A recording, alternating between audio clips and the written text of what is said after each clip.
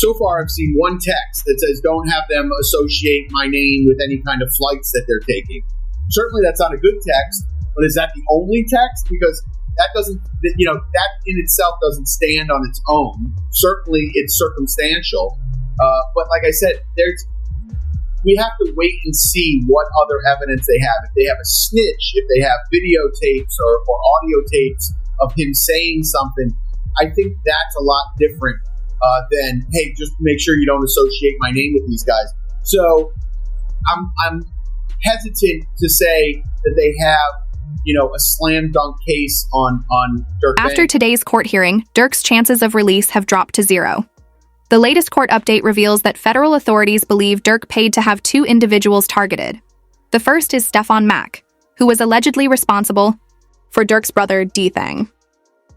The second is OTF Jam's baby mother, who passed away after Durk discovered Jam had worn a wire around him. Investigators suspect that Jam holds the key to linking Durk to all 3 crimes. This theory gained traction after an Instagram live surfaced, showing Durk repeatedly touching his jacket and whispering after realizing Jam was wearing a wire. Oh,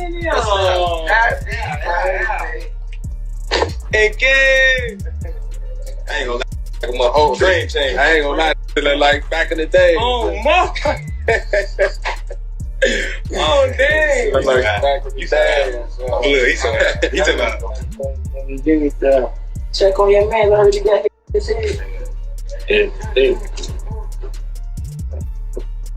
I ain't gonna lie, man. Hey, when I was growing up, I was having a dare. Architect. I'm having a dare. School trying to stop time. All that woofing on the net, it got your man Metro! Metro! Shortly after the court announcement, it was revealed that over 230 gigs of digital evidence are being processed for discovery. This includes audio recordings, surveillance footage, and 20,000 pages of reports, with most of the evidence believed to come from Jam's recordings. OTF Jam is the same person Durk gifted $50,000 to after his release from prison a few years ago. What's his name, bro? Steady crying, huh? He's steady crying. Feed him. Feed him. Get in the milk, bro. Get in the milk so baby mama get the tripping, bro. See that? Feed for my him. baby. That's really how y'all hold y'all babies, ain't it? I gotta hold my money like this. This too much. Crazy though. My sitting up there doing all this. Sneak this and internet games and all this.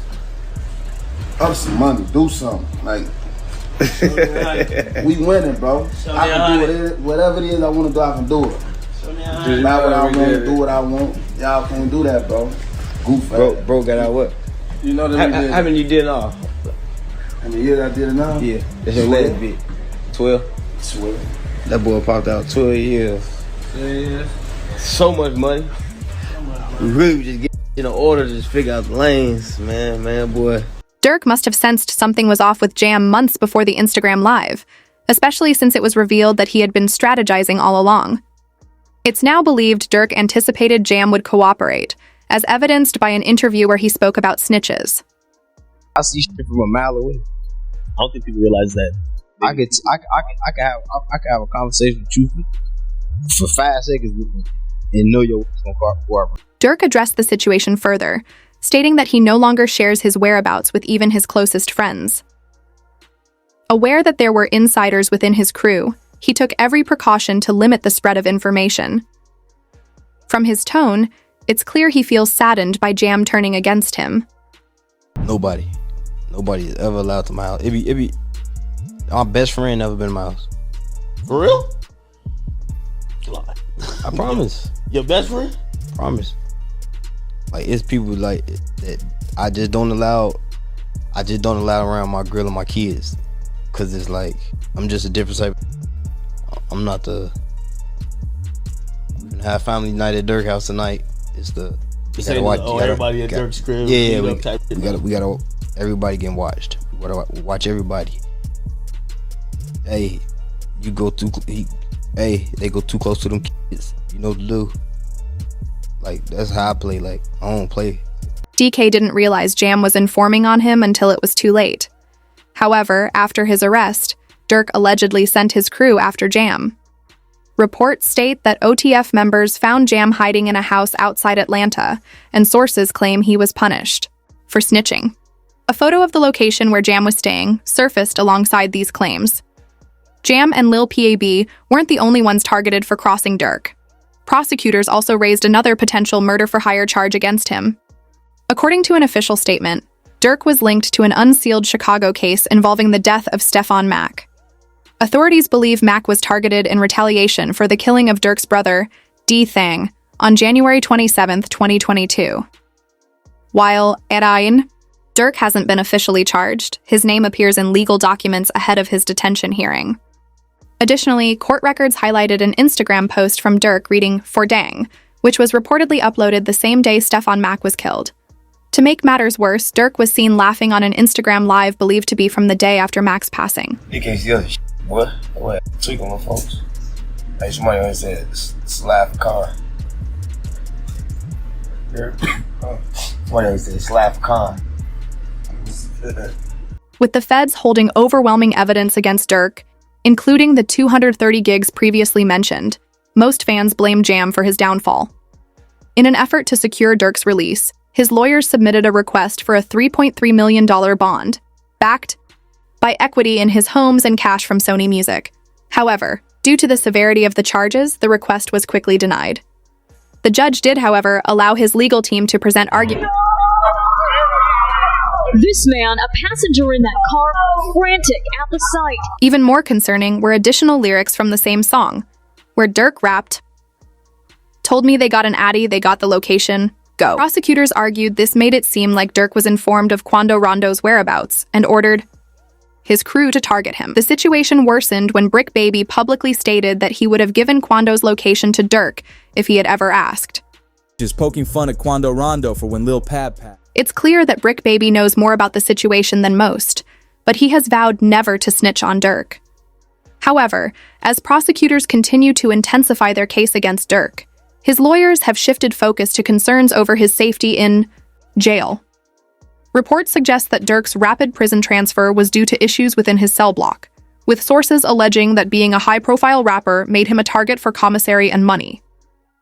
Durk's team now suspects that Quando Rondo may be sending hits after him in prison. Their concerns grew stronger when, on the same day, then it's people like, you lined up somebody from your hood. Like, listen, I didn't. But at the end of the day, what's wrong with giving my friend the address? Oh, this is my boy. He lost his boy. Who did it could be real. 9 times out of 10, he had to ask me, I probably would have been. If he even asked anybody, if this is even true. But 9 times out of 10, like I said, can I leak a bar? Sure. I said if he make the call right now, I'd accept it. Right. Quando echoed a similar sentiment, but added that Durk had a family and significant responsibilities, all of which he threw away. Like shit. I was just protecting my little brother. When you did finally find out that it was King Von, how'd you feel? I was like, damn, if Brian did that stupid shit last night, he still would have been alive. That's how I was. But I was like, I ain't no the type person I am. Like, I'm a humble person. I ain't no disrespect to like his mama saying community like that, because I could easily get on that type of stuff and be clout chasing type. But like, I ain't on that type. I'm a humble person, but it's like, they ain't never popped that shit off. That would have never happened like that. This only made Durk's time in jail even tougher, as he was moved to a new block with harsher living conditions, similar to YNW Melly's situation. Charleston White even weighed in, stating that people like Durk don't deserve better treatment in jail. Whoever on my side, they got kids and a mama that 100% love them. And at the end of the day, bro, all this bull that we talking about is stupid. It could have been handled a totally different way. It could have been handled to the point where a song and $3-4 million could have came out, or whatever. Like, they could have got handled in a legit way, in a music way. However, prosecutors continued presenting evidence against Lil Durk, including a clip of Brick Baby, as mentioned earlier. This time, Brick Baby outright stated that no one could say Durk never got revenge for King Von anymore because they got, Lil Pab. His comment made it seem like Durk was involved, potentially drawing even more federal attention to his name. The YMW Millie. I'm so happy he in jail getting mistreated. Yeah, I'm so happy he in jail getting mistreated, homie. Homie, when you take a life When you take a life, homie, you ain't got a right to complain about a motherfucking thing about being mistreated. When you done chose to play, think somebody. Once the feds began investigating Durk, one of the first pieces of evidence they uncovered was a connection between the men who took out Lil PAB and those involved in King Von's case. They had been spotted shopping together years ago. Was this an attempted? Well, You can't say that. Did they put you? What? Like, you died. You can't say that no more. Oh, because of FBG Cash? Oh, who? Federal charges in California. Nah, because Lil Bob. So this is about the... Oh!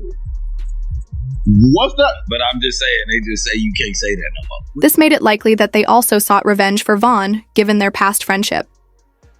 However, DJ Academics played a role in bringing more attention to the case, publicly linking the crimes to Durk's album, Almost Healed.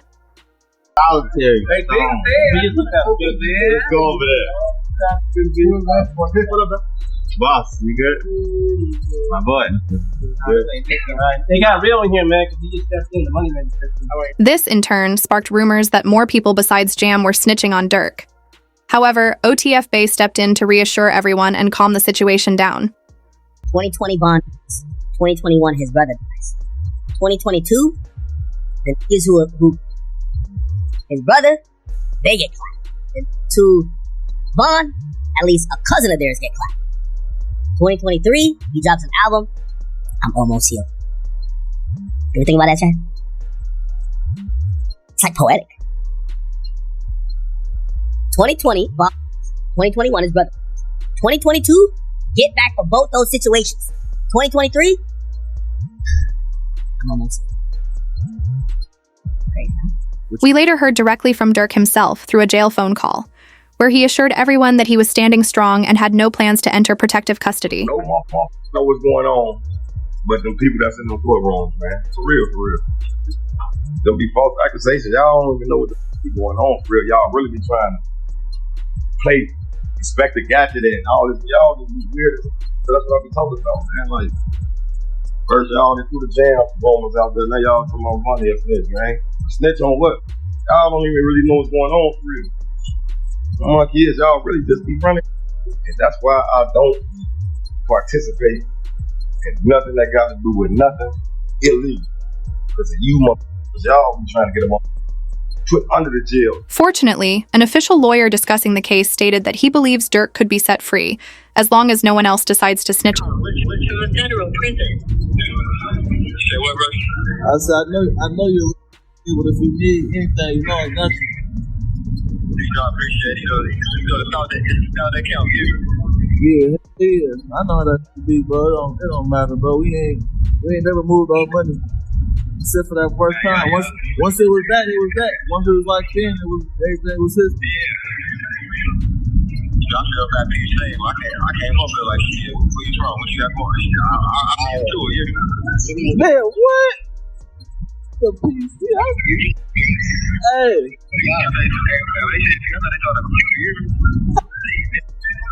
be like, man, you know you, man, send me your stickers. Whatever it is, I gotta tap you. Nah, for sure.